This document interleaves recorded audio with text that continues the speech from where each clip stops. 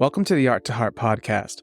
My name is David Morin. I'm a former corporate sales guy turned poet, and this is where we explore how finding your voice can help your path and your purpose find you.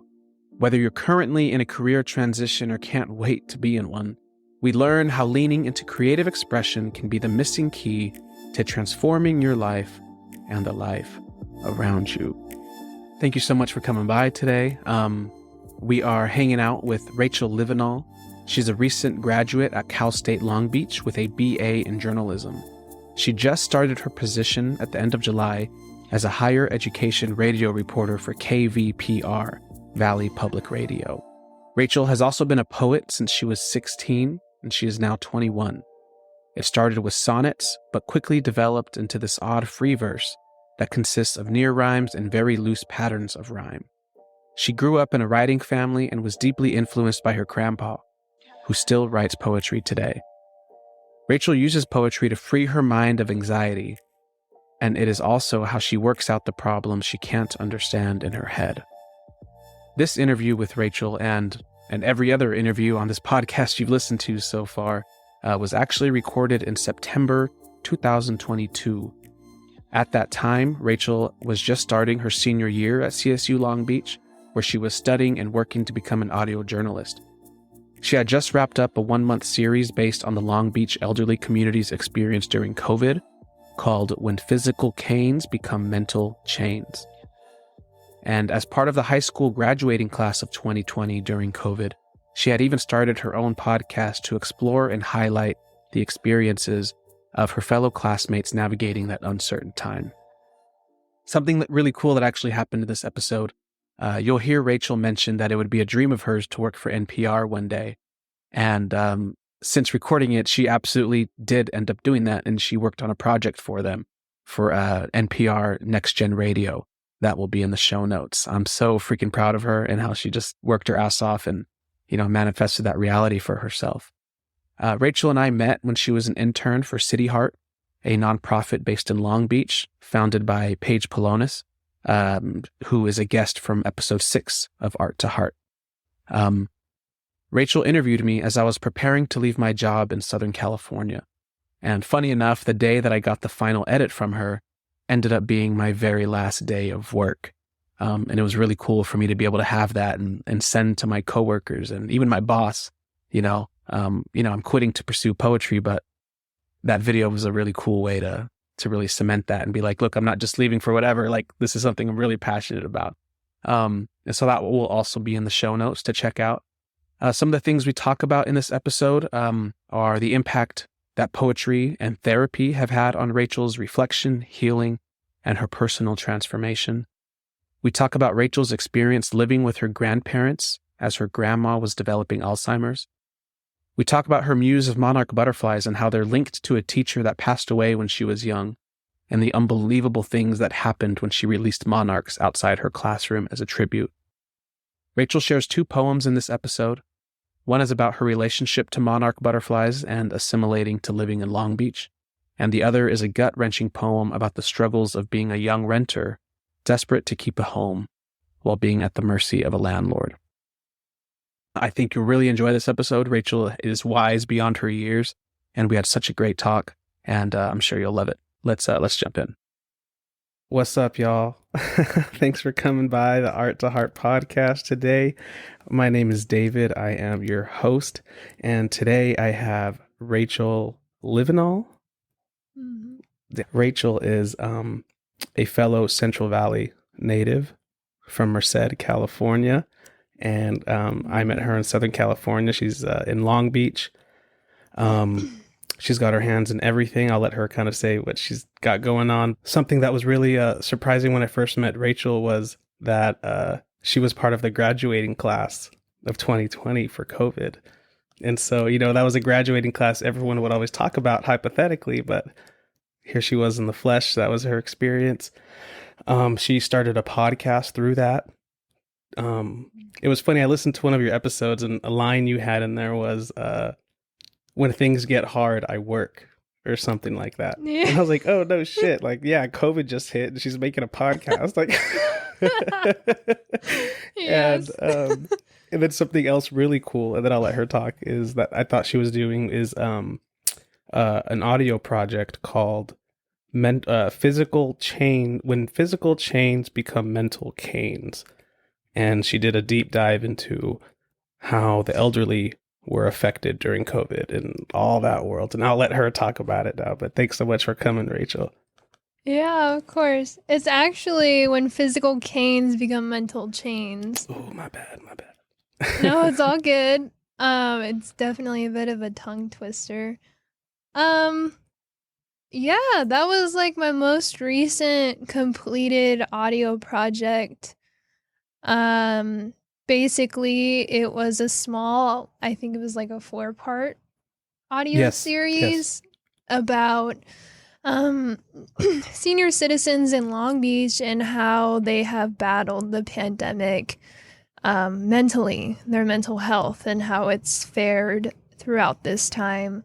Um, it was honestly a beautiful thing to work on. I honestly wish I had more time to work on it.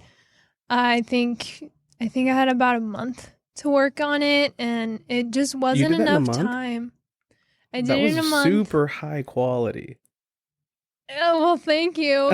Honestly, I that's probably part of my perfectionism, but I honestly think it was like the worst thing I ever did. No, Like it the was. content was beautiful. It was just the post production that I wish I had more time to work on, but I was making that like each piece I did post production in about a day. And this was like while going to school full time. So it was not like, yeah, I noticed the difference a lot between COVID-18 and this one because COVID-18, literally, I had nothing to do. I had just graduated high school. No one was going to be hard on me because we were the first class to graduate during COVID. So they're just like, oh, no homework. You already lost everything else. You're good. Like, A. Your grades are frozen now. Um, and yeah, so I had a lot more time. I was also just like super passionate, but I think most of it was like the time because I'm always passionate about audio journalism. But yeah, that's Yeah, what I would if you say. don't mind me putting you on blast, I think when I first met you, you said one of the things that you wanted to do in the future was be an audio journalist for NPR. Yeah, Is that still something you're working NPR. on Um, or working towards? I think I'm not so stubborn about just being NPR now, but yeah, like audio journalism is my dream. I would totally want to get into like more investigative stuff, like APM reports and What's APM? um yeah, like with APM, APM reports I think is the name of their podcast that they have for Oh, investigative I did not know that. journalism. Yeah, also Wall Street Journal would be cool if not NPR, but like anything, I mean,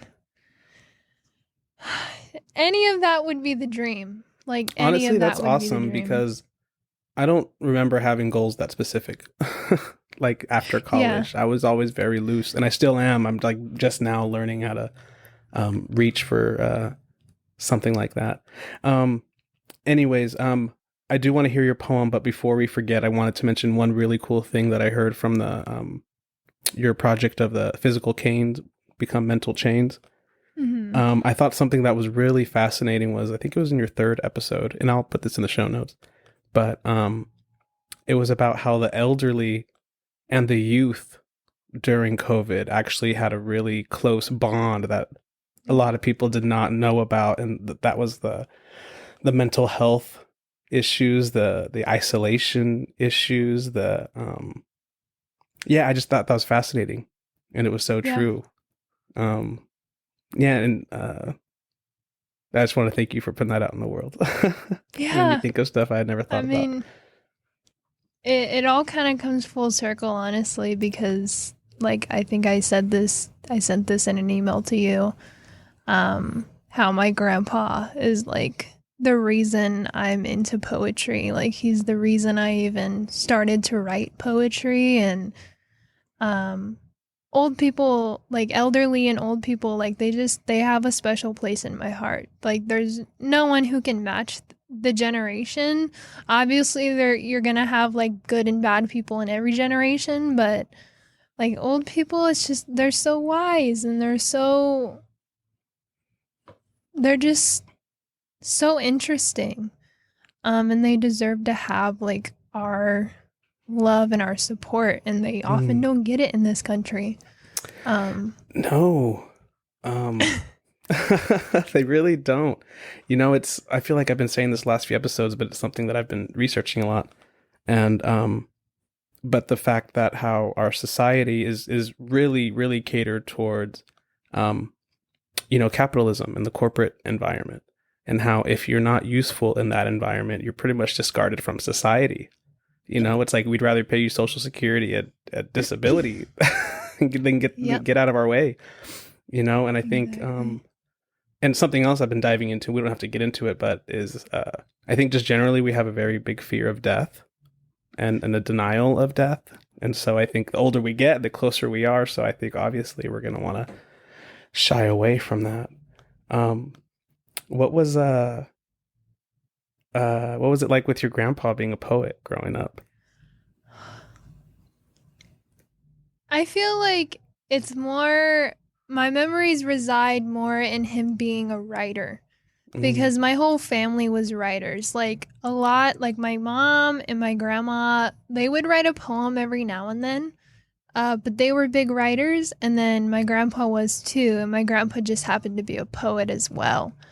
But, Right on. and I think he published a book. I'm going to have to Of poems or a book? find where that is, a poetry book at some Wow. point. My mom always mentions it, and I don't even know what it is or where it is. You have to track that down. I know.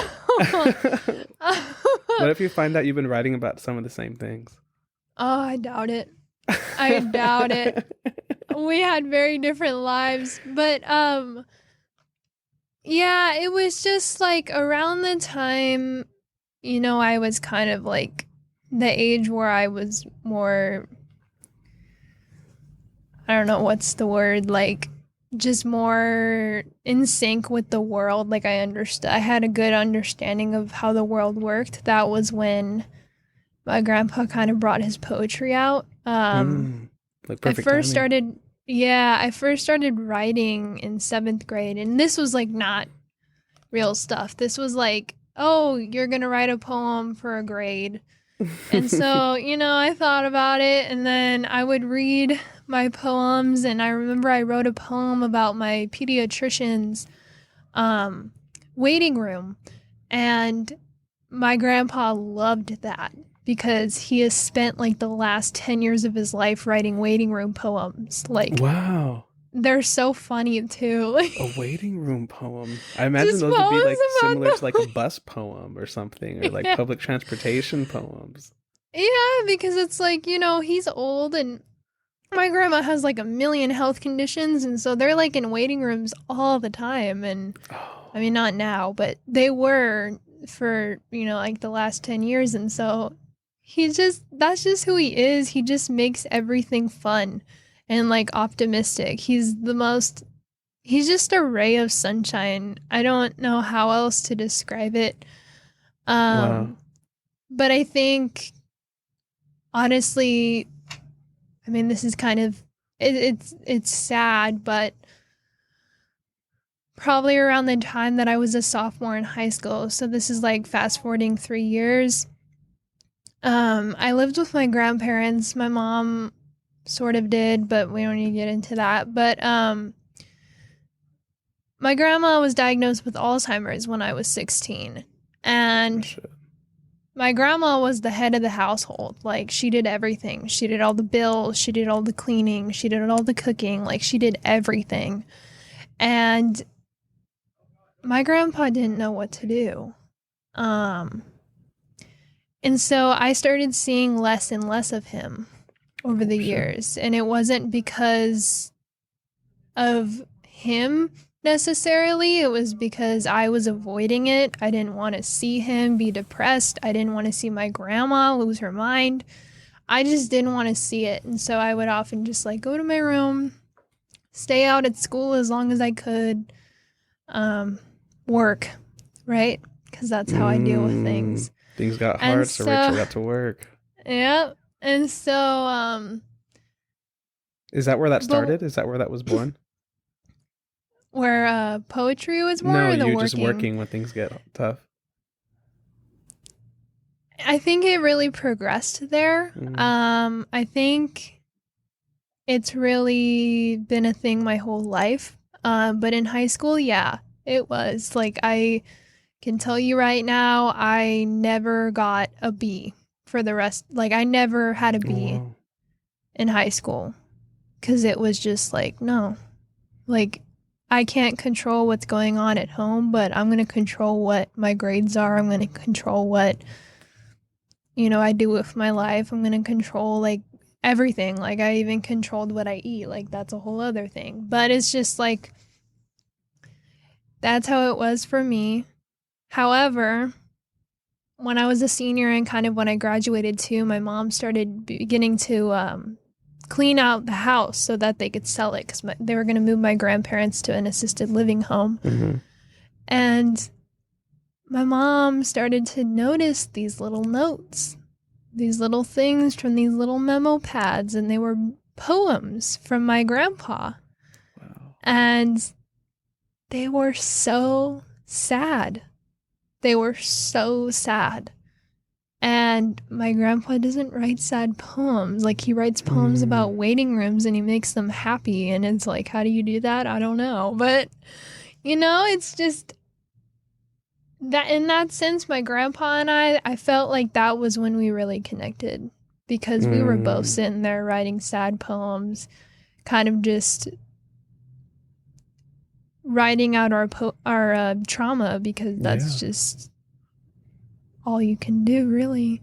You would hope. Um, There's a lot of people. It's really hard to do that. yeah. So And I'm even very. now, when he moved to the assisted living home and he started a poetry group, and he's still writing those poems. And the last time I saw him, I think either my mom read a poem that he recently wrote, or she had me watch a video of him reading it, or he read it himself. But again, it was like so sad. He's like writing about being trapped in a bird cage, and it's like the bird cage is assisted living. Damn. And so, it's sad, but it's also one of those things where it's like, oh, how beautiful poetry is. How it So helps true. us through these awful times. And good for your Um, grandpa to turning to poetry to at least channel that. I'm sure it'd be a lot easier to just turn away and lock it up, you know. I So know. is your grandma still alive? My grandma is still alive. She is very, very deep in the Alzheimer's Damn. conundrum. She, yeah, it's not looking too good. Fortunately, she hasn't moved over to memory care yet because I hear that that's awful. Um, What's awful about it that you've heard? I don't.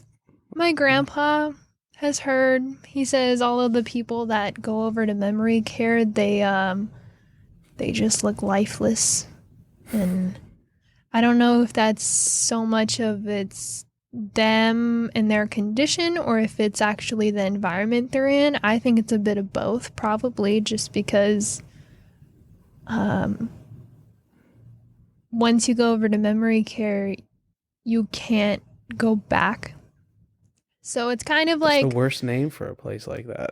yeah, it's kind of like going into being English being your second language and going to school and like going to like an ELA, is it an ELA class that they go ESL. to? It's kind of like that. It's like, well, is this helping your learning? Because now you're not immersed in regular society. So you're not Mm, able to like assimilate and learn the language as well as you would if you were with them. So in memory care, they're separating them and putting all the people that have large, like very severe Alzheimer's with other people who have very severe Alzheimer's. And it's like, well, how are they going to do well? How are they going to do mentally? Honestly, I mean, no one gets it. Like, everyone's lost their mind at that So point. what's the alternative if she doesn't do memory care? Just to There is no alternative. We don't have like any kind of euthanization that is legal in the US. That would be her only other alternative. is that something you and the family would consider? Do you think? That is not something that the family would consider. I feel like I am so far away from them now that I would not have my opinion be a place of concern. If I was still living with them, maybe. When I lived there, I definitely had a very strict, like, way of dealing with the whole thing, because I knew my grandma. Like, I grew up with her and I knew who she actually was, and I was like, this isn't her. She's like trapped in her own mind. Alzheimer's is like the worst. Literally the worst thing you can possibly have, in my opinion. Or have you checked if you're have a predisposition for it? Yes. I don't, thank God. Yeah, I mean, we're gonna have to see what happens with my mom, but yeah, thank God I don't know how my sister is. I don't know where my mom sits, but my grandpa also has dementia, so it could be one or the other. Hopefully it's dementia, because my grandpa does great. Like, they have medicine for dementia. It's fine. Alzheimer's is where it's like literally kills you. I hope you don't take this in poor taste, but it made me think of it. I was listening to a podcast today, and they were saying something along the lines of, yeah, we may live longer than in hunter-gatherer tribe times, but it's not so much that we're living longer, we're just dying longer. Yeah. Like... I don't take that in poor taste. It's true. Like, I feel like we live good life up until we're like 80 or like 70 to 80s, depending on how good your physical health is. And then it's just, I imagine then you're just like afraid of dying. I imagine if you're in 60s and in good health, that's probably going to be the peak of your life right there. Yeah. It's easy for us to say. I'm pretty sure that, like, scientifically, isn't that it's like 50 and 60? I think so. I think 60. Yeah, if every decade is supposed to get better than the next. Like, I've been so stoked for 30s. And I know people who are about to turn 40 and they're like, I'm so excited to be 40. It's like, that's how you know you're living right, when you're excited instead of running away from the age, Yeah. Anyways, we did not get into your poem. I would love to hear it. It's my first time hearing one of your poems. I know. Well, you already know this poem. I've read it, but I haven't listened to it. Yeah. Do I just go whenever? Yeah, what's the name of it? And just go whenever you're ready. I don't have a name. I am awful at titling poems, so I just don't title them. Same. Most of my titles are just the first lines of that poem. Okay, this one is titled The Monarchs in My Neighborhood. The monarchs in my neighborhood were the first sign I noticed. I apologize for this writer's block. The city swaddled me. It's been talking in my ear since I turned onto my new street last Saturday. She likes to say, move through me one step at a time. Keep going.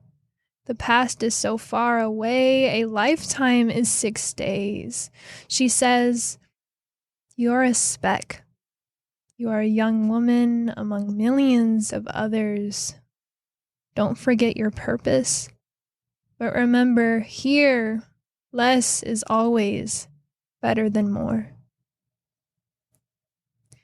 I would be lying if I said I didn't prepare for this irrelevance. I imagined the seas of cars, the people, the traffic, the ocean air. However, on Monday morning, several people looked out of their cars, diverting their primal itinerary to tell me my blonde hair was so pretty. How naturally it bestowed this out-of-the-box beauty. At this point, you're thinking, what the hell are you getting at? What does this have to do with the moral of the story? Insects have always gravitated to my hair. Bees, flies, pinchers, anything with wings. The monarchs in my neighborhood, they've been getting dangerously close. I've been waiting for one to invest its time in my hair, get lost in my follicles, breathe in the scent of my shampoo, dance around my blonde wisps, trap itself in its wings, and then angrily try to escape. I've been waiting, but not one came. What I'm trying to say is I've spent a week in a city that rests by the sea. There's so many people, a lot of the time I feel like it's going to break me. But the monarchs, they haven't touched me. They haven't hurt me. They haven't betrayed my trust. They've only recognized my face. They've only highlighted my hair's beauty. They've only whispered to me that after this whole little lifetime, these next 2 years will take my innocence and craft it so that I become one with the insects, with the city, not a target for them.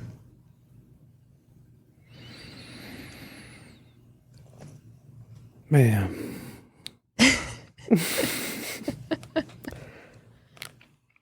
There was like such a feeling of like surrender to the monarchs in there a little bit. I love the way you read that. Thank you. Thank you so much for sharing that. Oh man, that was beautiful. But also so sad. Honestly, I thought that was a happy one. Oh, really?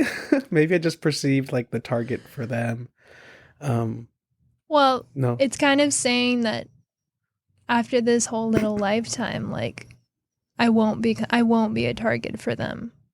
Oh, okay. Like I'm gonna learn how to be an adult. Honestly, that's what it's about. Yeah, the ending, I got the chrysalis. Like you're gonna kind of go into your own chrysalis at the end. Like this city will destroy me. Yeah.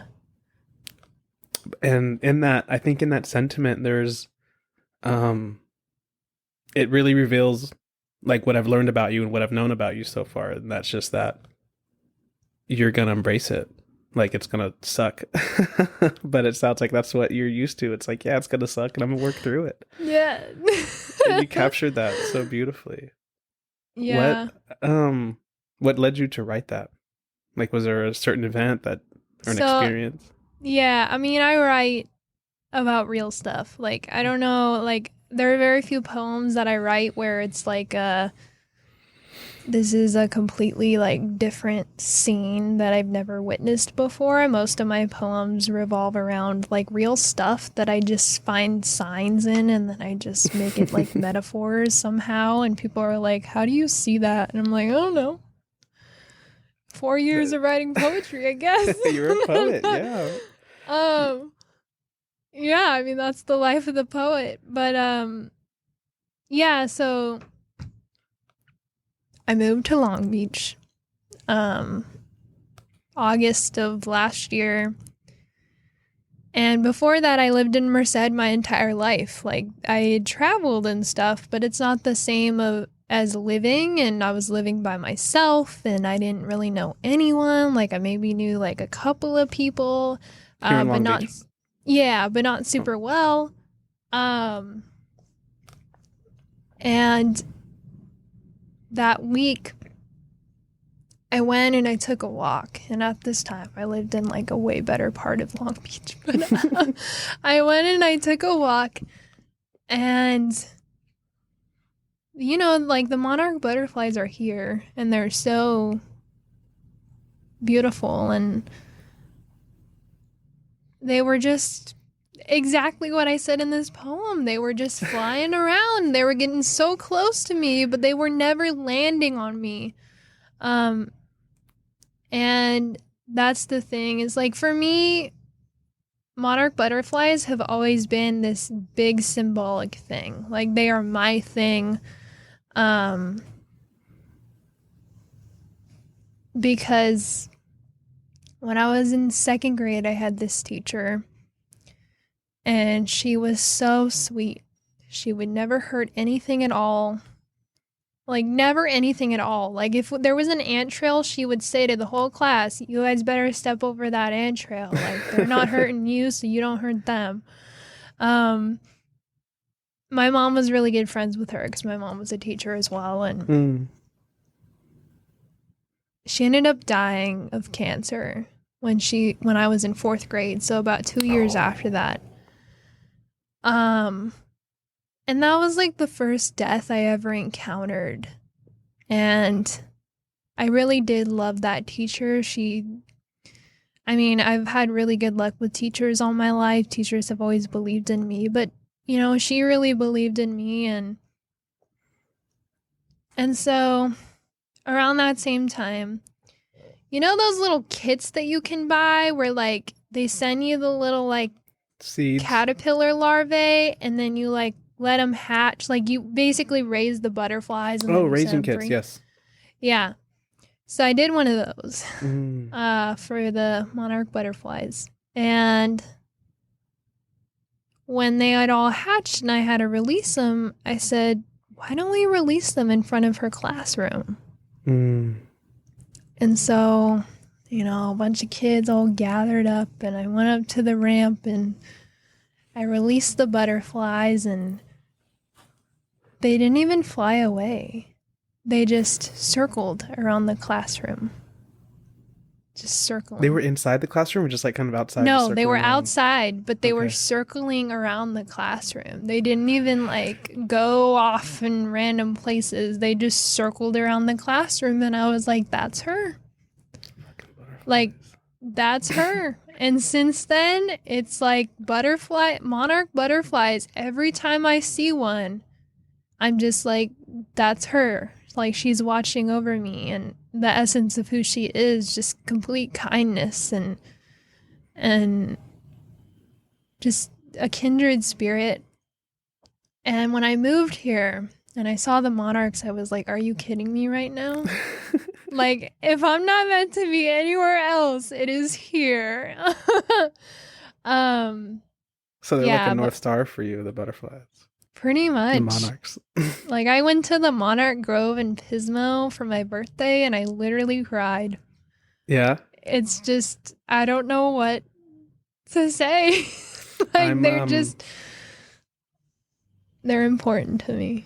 But I feel that. Butterflies have only recently became very important to me. I don't have a story of that long ago. Wait, I'd let you keep talking, but I had a question about your teacher. When you said that was your first experience with death, what do you remember that being like as a child, as a fourth grader? Did you think you fully comprehended it?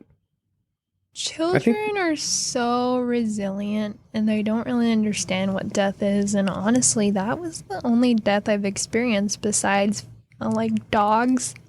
Yeah. Like family dogs. I mean, I've experienced death of other things, like death of like my dreams, or like, COVID was like a death in many ways, and my grandma. Death of senior prom, a death of. Yeah. Yeah. To me, my grandma is like, I hate to say it, but my grandma is dead to me. Well, I think that's very valid to say. Yeah. A version of her is absolutely dead to you, Yeah, but I think at the time, all I can remember is I cried really hard for that whole day. I feel like I experienced it very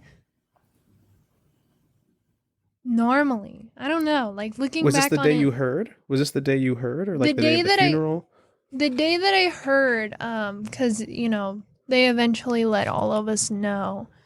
And then I remember there was like this group of like kids who had her either currently or had her at some point. And we all kind of gathered up after school and we were just like crying together and sharing memories. And then, of course, my mom, went home and cried with her because they were like really good friends, too. Like close to best friends. Honestly, I think Molly was one of her best friends. Was she young? Was your teacher young at the time she passed? No. Maybe like 40s or 50s. I mean, young. Yeah, I think that's young. That's young. Yeah, I don't know what you mean by young. But yeah, she had a good 30 to 40 years that she needed. I cut you off, and I'm sorry, but you were saying something really beautiful in saying that you cried it out and it felt normal. Is that what you said? Yeah. I think, yeah, and I think it's crazy because that would be a normal response as a child before that's hammered into you that like you can't be showing your emotions for stuff like that. We can't grieve. I mean, maybe you're right. Like there are certain instances in my life where I feel like I can't cry, but honestly, I think that's more of a masculine trait. Yeah, you're right. Sorry for projecting. No, it's good. It's good, but yeah, that's definitely like a whole thing. That's a whole other thing. But. That's beautiful though that they were circling around the room. I've had a hippie theory come to mind ever since I started writing poetries and following and researching about the monarchs. But I'm convinced that we live as a monarch, in between whatever is after this world, like after this and before that, whatever's next. I would love that. And but the thing is, it's not as like beautiful as it sounds. I think it sounds poetic, but butterflies live a very harsh life from what I'm understanding. They are the only insects to do a bird level migration. They go all the way to Mexico. And the equivalent for a human is to walk around the globe 11 times. And so if anything, it seems like it's like a trial. It's like the reason why we have to live, in my mind, the reason why we live as a butterfly in between is to prove how badly we still want to live. Because like the cards are just stacked against you so much as a monarch. And I'm going to go see the sanctuary in Mexico this year for like where they all go for the winter. And like you said, how you just, when you walked into the sanctuary, like that Pacific Grove. Yeah, I'm pretty sure it's going to be a crazy intense experience for me as well. Oh my God. I'm just reading about it and seeing descriptions of like, just imagining tree branches bending at the amount of monarchs laying on it.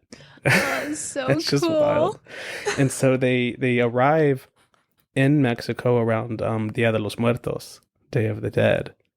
And so the local communities absolutely believe that it's like ancestors and fallen children coming to visit. And I just want to like witness all of that.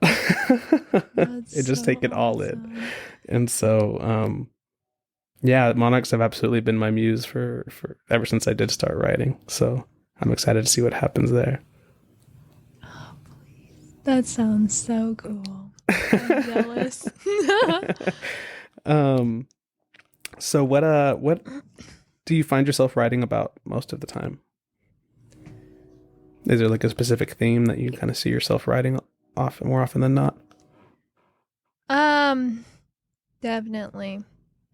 I mean, that's the thing, is poetry is one of my coping skills, and so it's just a lot of trauma. Like I write a lot of things about like if a relationship ends, I write dozens of poems about breakup. Like literally dozens of poems about breakup. I think one time I counted like how many for one relationship, and it was literally like 40. Damn. It'd be like that. It'd be like that. And Like more recently, I think most of my poems have revolved around trauma because I started seeing a trauma, like a therapist that is only for trauma. Is that like the EMDR or No, no? I've been in therapy for like 5 years. And I have seen it all. Like, I've gone to the EMDR, I've gone to the talk therapy, I've done hypnotherapy. Ooh, how was hypnotherapy? Awful. Really? That's something I've been It wanting to worked do like for a one while. time, and then after that, it didn't work. So is that CBT. your decision to explore all those different types of therapies, or were your therapists recommending them?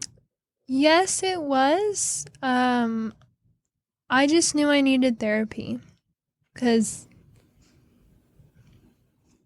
I was just not doing well when I was about 15, 16. I mean, clearly I was trying to do better because that's when I started doing poetry and I wanted to go to therapy, but there were just a series of unfortunate events that happened to me during those years, and so Not to it was mention really your hard. grandma. I mean, my grandma was like literally one slice of the pie. Um but yeah, it was just a lot of things, and it really hurt. It really pounded on my resilience. And, you know, so I went to therapy, and I've been going to therapy regularly since I was 15. But um this therapist, she specifies, like, she specializes in trauma. And it was so interesting because I started seeing her in the summer, and I had like seen her once last year during the fall, and I was just like, no. I saw her one session and I was like, this is too hard for me. Oh I wow. cannot touch on these things. Like, this is too much for You me. weren't Like, I ready. won't be able to function correctly if I continue to see her now. And then the new year came around. I dropped some people from my life that were not serving me, Well done. and I started to have opportunities come in my favor, like the City Heart internship. And my classes were doing well, and like there wasn't too much of a heavy workload, and I was like, you know what? It's now or never.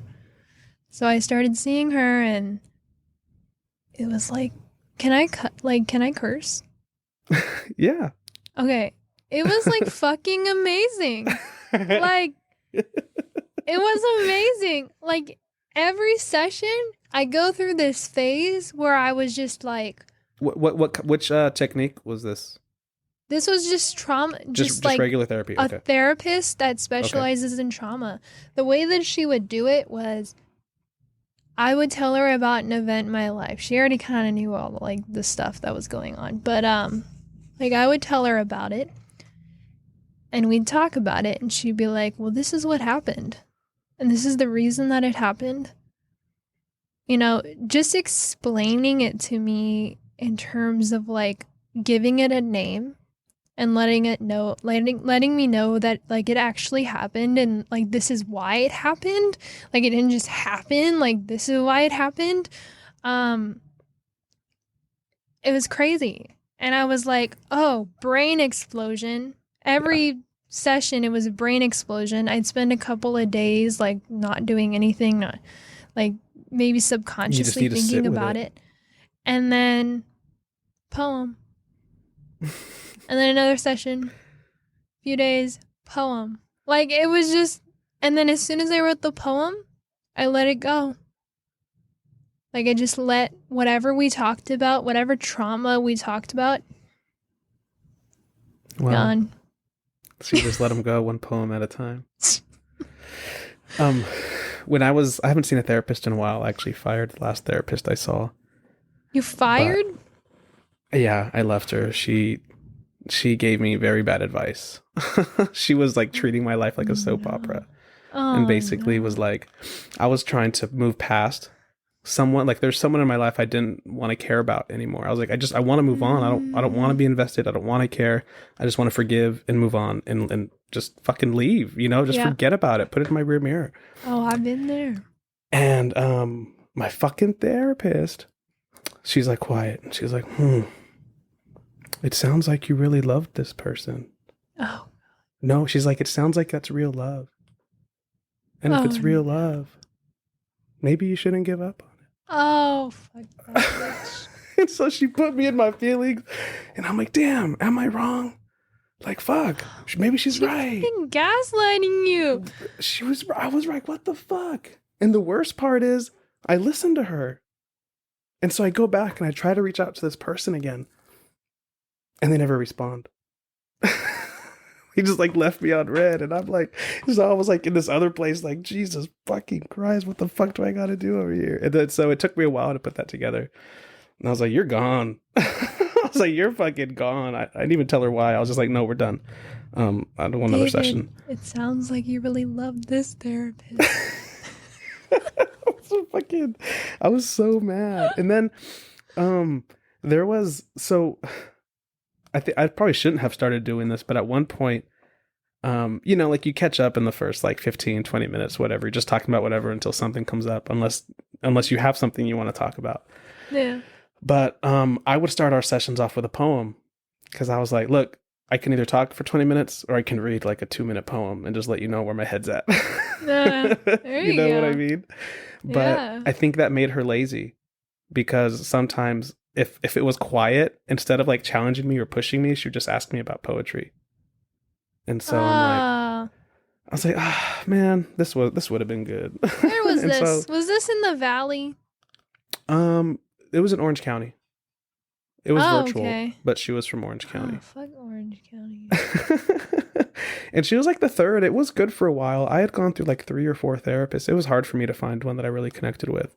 That's why I was really bummed that. Well, the big thing is you need to like find the method that works for you. For me, it's CBT, cognitive behavioral therapy, which cognitive is behavioral therapy. Basically, that's the most common form of therapy. Like when people say therapy, that's usually the umbrella. It's thing, not. right? It's actually really hard to find someone who specializes in CBT.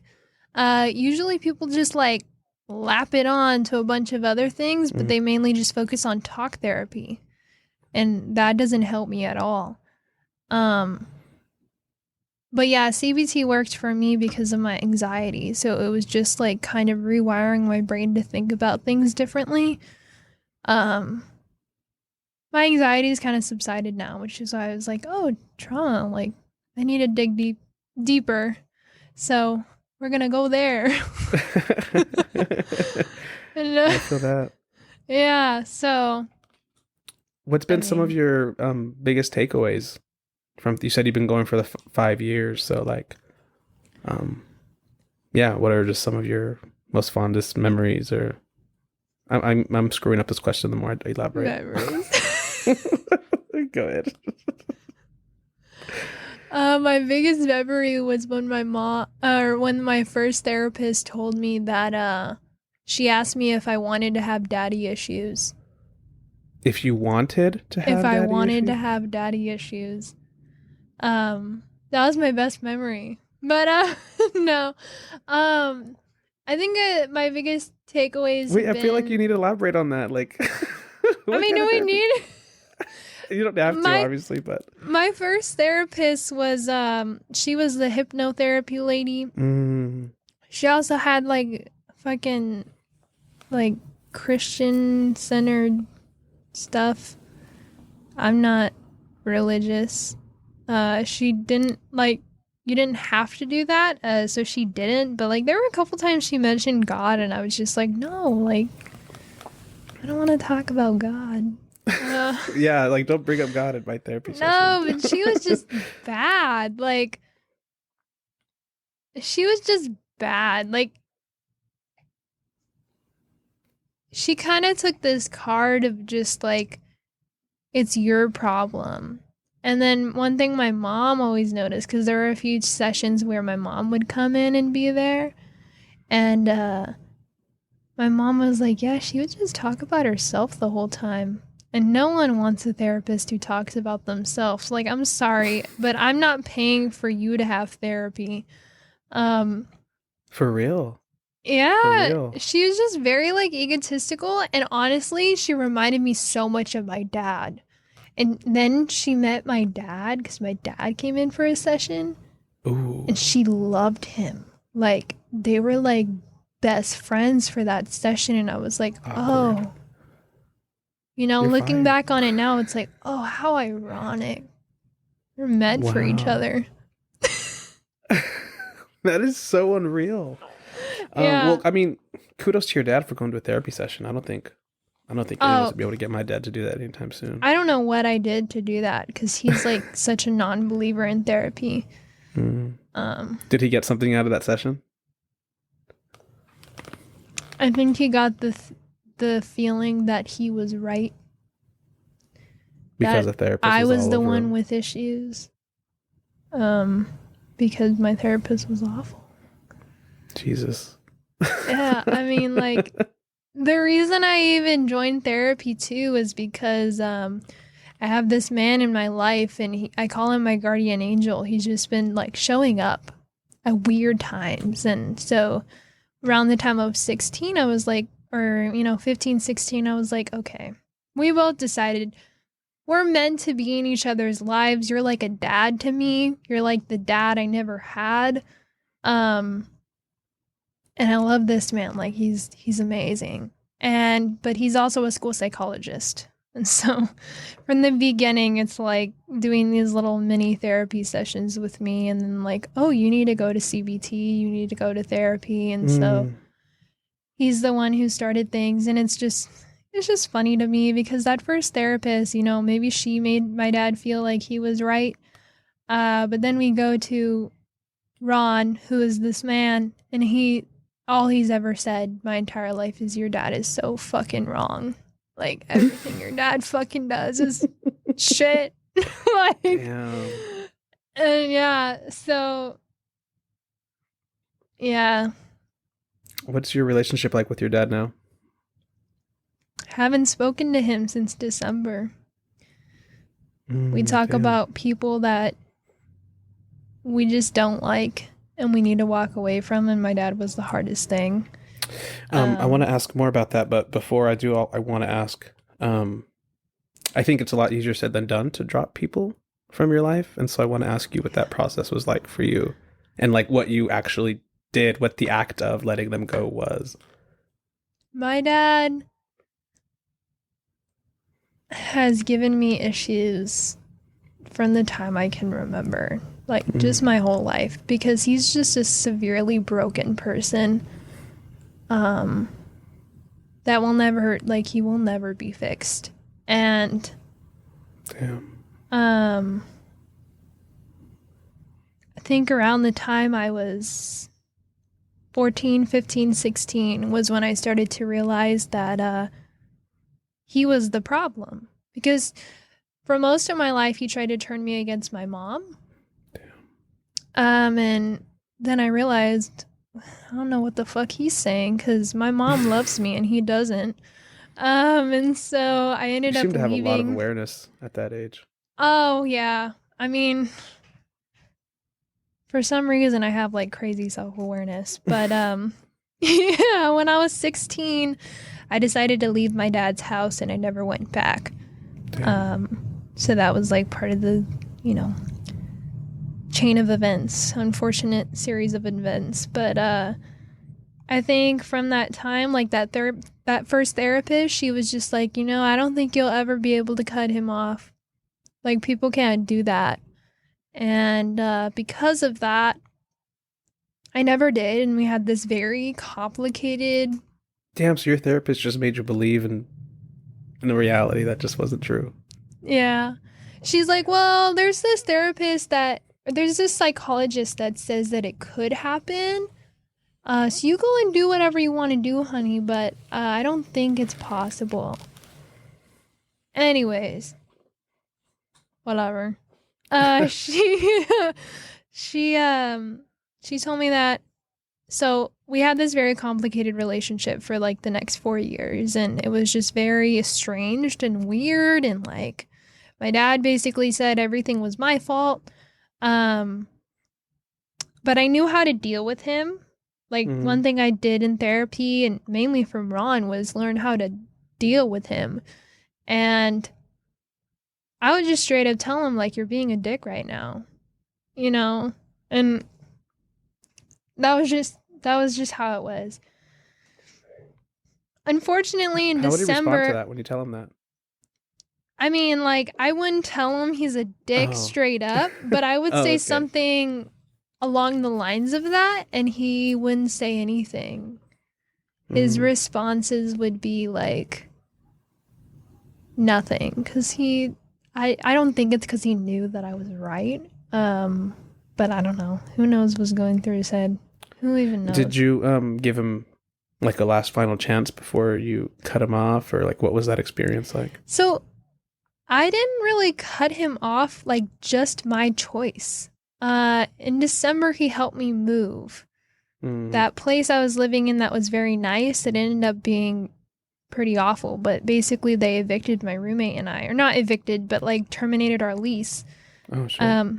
That guy is a weirdo. But anyways. A lot of landlords are weirdos. Yeah. That's a whole other story. Anyways, my dad was the only one who could help me move.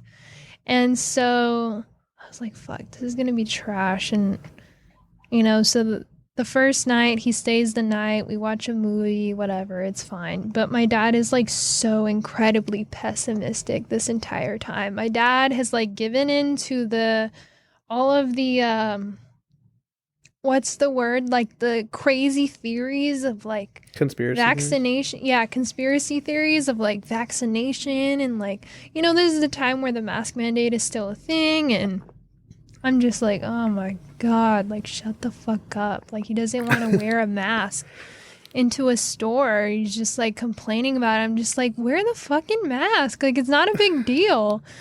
He's like, I can't breathe. It's like, no, we don't need to talk about that.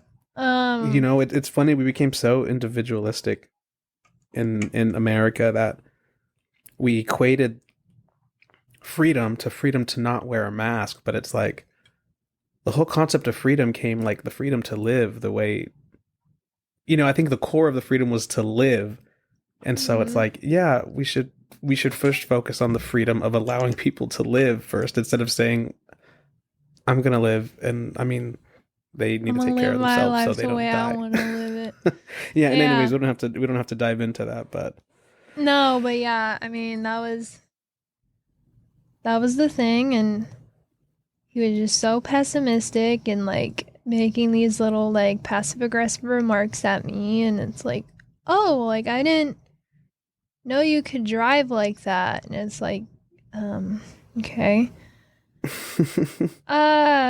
Next day rolls around and he gets mad because I want to hang this picture that has my stepdad and I together that my stepdad gave me. You know, and he's just like, I don't want to help you with this. La, la, la. And I'm like, okay, whatever. So he closes the door on me and I'm in my room and I'm like, I need to get this man out of my house. Like his time here is done. We go to dinner, we come back. And he's like, oh, you want to watch like another movie again? And I'm like, oh, I was in a relationship, like a long distance relationship at the time. I was like, oh, you know, like Nick and I had this plan to like watch our show together. I think, and then after that, I have to get up early for work. So I think I'm just going to hit it. And he's just like, oh, okay, well, maybe I'll just leave right now then. And I'm like, in my head, I'm like, okay. Yeah. I'm like, are you sure? And he's like, yeah, I always knew I was your second choice. And that just started it. And basically, we had this argument where he was invalidating everything that I have ever felt in the last 3 years. And he's just like, why haven't you forgiven me? It's been 3 years. And I'm like, 3 years doesn't make up for 16 years. And then he like basically throws a tantrum in my apartment. And he's just like, never talk to me again. Like, just like never talk to me and my family again. And then he leaves, and then 10 days go by, my birthday happens, and he texts me happy birthday, and I don't respond. And like to this day, like a couple of people have told me like, well, that's your, like, if you didn't respond? And I'm just like, because I realized that my life is so much better without him in it. Like, Oh shit. I have lived the life of my dreams for the last 9 months. And I'm not saying he's the only reason that this happened, but I'm saying that he is a reason that this happened. So, Damn. Yeah, can we acknowledge that you're just sitting in a badass studio right now, that we just haven't even mentioned anything? Like, oh yeah, here's just a college student just in this badass studio. relationships have never been better. Look Jobs at you, have living never and been thriving. better. Your poems have never been better. I think I'll need to have you come back on because this conversation is going so good and running out of time. But Okay. I'm down. We had some technical difficulties and took it away in the beginning. Yeah. But I would love to hear another one of your poems if you brought a second one. Yeah. You know, I had an idea about when I was going to read, but now I feel like I should read a different one. Yeah, follow that feeling. I don't know. Thanks for sharing all that and about your dad and stuff, by the way. Yeah, of course.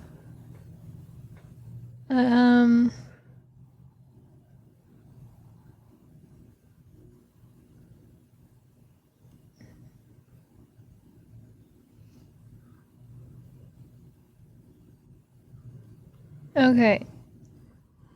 I think I'm just gonna stick with my original idea. Up to Like, you. I have other ones, but I just really like this one, and I feel like it summarizes a lot of problems I've had in my life. Fuck it.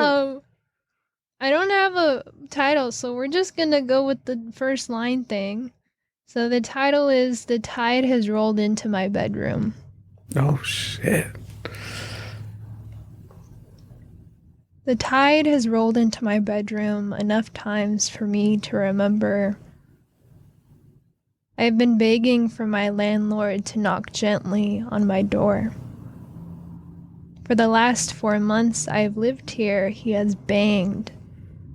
Like I would never hear his footsteps tiptoe outside my window. Like I could never sense his cowardice in the presence of loud sound and little ground. He anxiously diverted eye contact. Last night, my landlord gently pattered my door frame to hand me a detachment from gravity, a nausea for the decade, a lowlight for my sadness to weep. He said, "I'm sorry, but I love myself more than anything. Take your love for this home and leave." The tide has rolled into my bedroom enough times for me to remember that home is never in the place nor in the people. That honeymoon phases are temporary. Honeymoon phases of raucous laughter from sarcastic jokes, bodies close from rebellious love, and subsequent conspiracies of deep sleeps and illuminating sun rays. Temporary phases of my parents telling me that this landlord would always lie through his sharpened and yellowed teeth, and to the times I had stopped them, saying that I was finally safe, and that is all I had ever wanted to be. Last night, my landlord crouched before my door frame to watch me cry, beg, pray for an alternate ending. The tide was soaking our clothes. My tissues dissolved in the little waves. My puffy eyes, they stared into the corner of the room, wondering how much water would seep into the yellow paint before it would make a diluted, milky paste. I have left 4 homes that never truly loved me. each one colored in crayon, cemented in by mud. The last one left the door open so roaches could crawl up my feet. My landlord sat against my dresser. He reached over to pat me on the rigid sculpture of my shoulder. He said, "You'll be okay."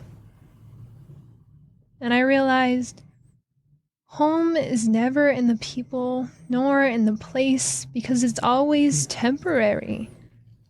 My safety. So I left him a note at my door, and then I cleared out my shrieking boxes and packed bag. It said, "Thank you for reminding me. The feeling of home is fragile, and it has always come with a convoluted expiration date." What the fuck? You serious right now? Oh my God. Damn, that was a heavy hitter. Oh, and the way you read it, fucking A. Thank you for reminding me that home is fragile. Jesus. And it has always come with a convoluted expiration date. Your delivery is very potent. It's very graceful, but it's very potent. Thank you. Is that something intentional? I don't know. I just read the way that I feel it, I guess. One of the first lines that got me in there was about how the landlord gave me a paper. You know, in your head, you're already thinking, oh yeah, it's like an eviction notice. But he's like, a paper that says, "I love me more than anything else." Mm-hmm. Oh, damn. I honestly didn't even know that it was a termination of the lease because I never experienced that. And all of that happened was true. The only thing that didn't happen was the note and the tide in my bedroom. My landlord literally watched me cry and beg to stay there. And he just fucking sat there and then he said, "You'll be okay." That's the cold hard truth of renter's life. You are subject to whatever the hell the owner wants to do, and that's the right. I mean, luckily I live in a way worse place now, but I live with a way better landlord now, so I'm chilling. Well, it's like a job, you know. It's like the quality of the manager and the quality of landlord can make or break your life. Honestly. Oh, I wish I had more time to It's okay. jump into that. Thank you for sharing that. Of course. And for sharing everything about your grandparents, your dad, therapy. Damn. What I guess the last question I have is, I was supposed to ask this to every guest, but I keep forgetting. Say hypothetically that when you wake up tomorrow, you are going to forget everything you know about writing poetry. But tonight, you can give yourself one post-it note of wisdom to give yourself from like where you are now to help you kickstart your journey again. If you had to start from scratch, what kind of advice would you give yourself?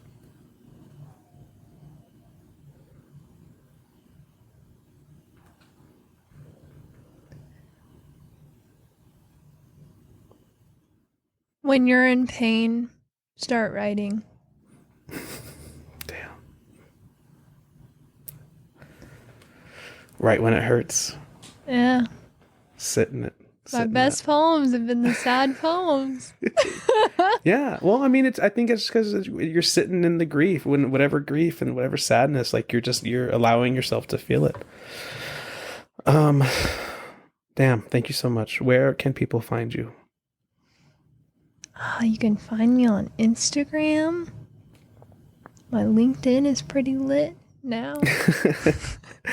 Right on. I'll put your tags in the show notes. As Even though far you as, sent them to me and I asked you for them already anyway. yeah. Like, as far as poetry is concerned, I am going to start a radio show at 22 West, A poetry radio show at 22 88.1 West. FM HD3, or online. Hold on, that is incredible. Congratulations. Thank you. I You might are bring literally David living your on. best life. Oh, you're bringing me on? I might bring you on. Let's do it. Do like a pre-recorded show. But yeah, it's gonna be called Two Poets in a Pod. And basically, I'm gonna bring another poet on, have them read their poetry, very similar to David's structure, but we're not gonna get too much into trauma, unless unless it goes there. Yeah.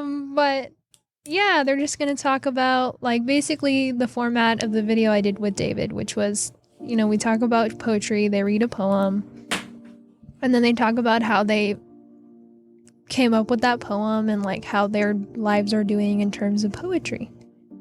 We didn't even talk about the project we did together. I know. Or that you had recorded for me. You for can that video. put it That's in all the good show notes. I will. I will. Oh, thank you so much for coming, Rachel. I need to have you on here again because that was incredible. Yes, please do. All right. All right, everyone. Thanks for checking us out. Thank you so much for hanging out with us today. I hope you loved hearing from Rachel and her incredible poetry and her incredible story, and her vulnerability is something I'll always appreciate.